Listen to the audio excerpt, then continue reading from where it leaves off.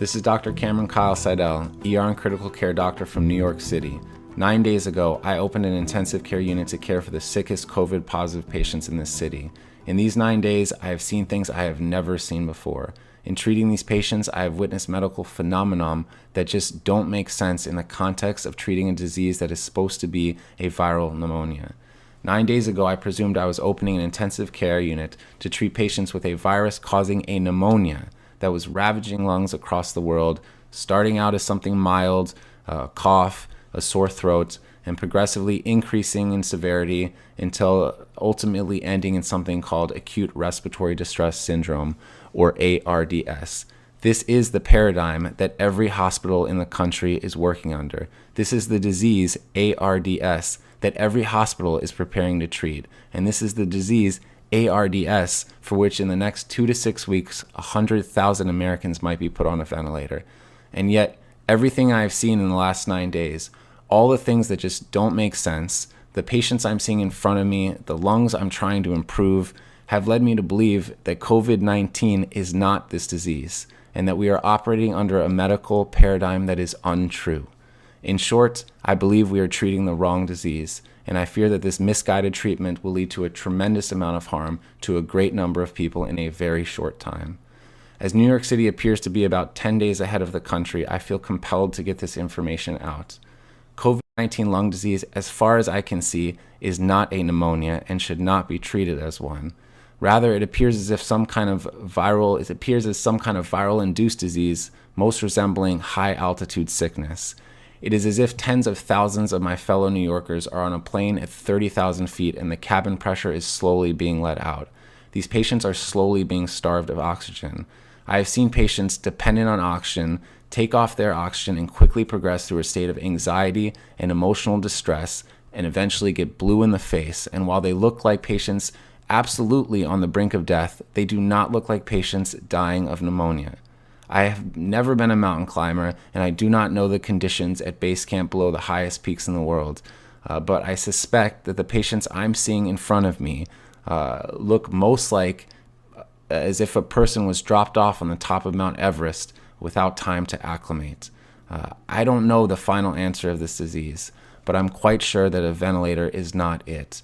That is not to say that we don't need ventilators. We absolutely need them. They are the only way at this time that we're able to give a little more oxygen to patients who need it. But when we treat people with ARDS, we typically use ventilators to treat what's called respiratory failure.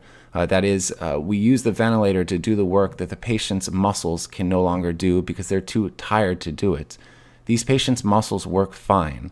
I fear that if we are using a false paradigm to treat a new disease, that the method that we program the ventilator, one based on a notion of respiratory failure as opposed to oxygen failure, that this method, and there are a great many number of methods we can use with the ventilator, but this method being widely adopted at this very moment in every hospital in the country, which aims to increase pressure on the lungs in order to open them up, is actually doing more harm than good. And that the pressure we are providing to lungs, we may be providing to lungs that cannot stand it, that cannot take it, and that the ARDS that we are seeing, that the whole world is seeing, may be nothing more than lung injury caused by the ventilator.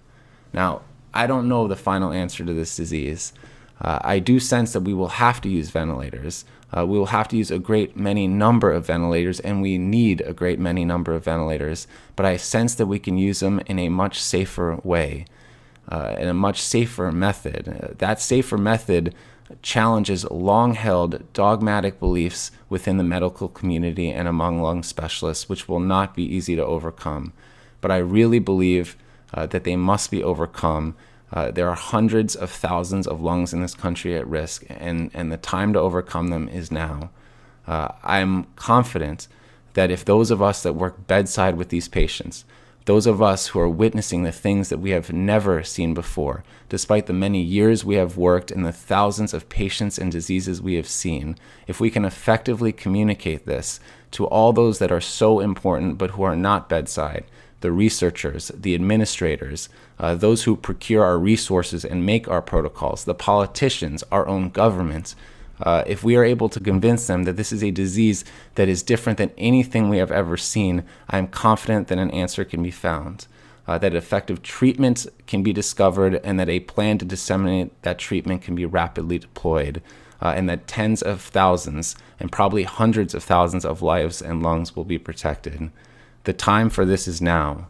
We are staring into a future in which a great many of our fellow Americans are going to suffer. We are all involved in this future. So I urge you, for those of us, if you are out there, for those who work bedside, I urge you to speak up. We can change this. I thank you all for listening. Please spread the message and stay safe. In light of this important message of this doctor, who I want to add has nothing to gain at all by giving you this, unlike the plethora of people on the news like Bill Gates who have a lot to gain by you taking his advice, this man has nothing to gain and everything to lose. But I'd like to make a few comments, and please take my comments with a grain of salt. Don't believe anything I say, do your own research. But I'd like to point out here that in my video on 60 gigahertz FIVEG, I roughly explained how the uptake of oxygen to hemoglobin can be potentially interfered with electromagnetically.